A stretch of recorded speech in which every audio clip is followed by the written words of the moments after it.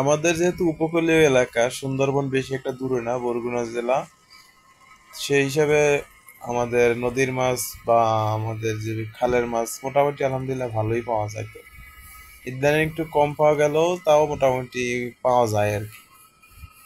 তা বাড়ির পিছনের নালায় নামছি মাছ ধরার জন্য, ডোবা বললেই চলে, বেশি একটা পানি আসা যাওয়া করে না। জোয়ারে পানি আসছিল, বাটায় কিছুটা কমছে আর ডোবায় পানি জমা রয়েছে।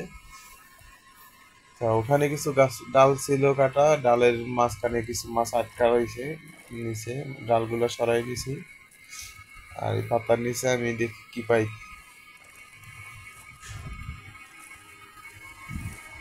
আপনারা সাথে থাকুন, যদিও বেশিক্ষণ কথা বলবো না।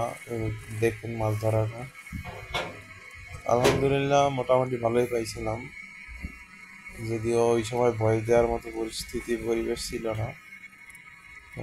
আমি মাছ ধরছি, এর মাঝখানে ভয় দেওয়াটা আমার সম্ভব ছিল না। এই যে ছোট ছোট মাছ, যদিও কিন্তু মাছ তো মাছই, তাজা মাছ, নদীর মাছ তো নদীর মাছই হয়। যেহেতু নদীর আশেপাশের আমাদের বাড়ির পিছনেই ডোবা ছিল, সেহেতু মোটামুটি ভালোই মাছ পেয়েছিলাম। যদিও আমি প্রফেশনাল কোনো শিল্পী না, তারপরও আর কি সামান্য একটা কথা লাইন মনে পড়ছে, ওই লাইনটাই গায়ে শোনাই। তুমি আসমানে থাকো প্রভু, আমি জমিনে, তবু তোমারি প্রেম জপে হৃদয় গহীনে। আমি তোমারি বান্দায় গো, অন্য কারো না।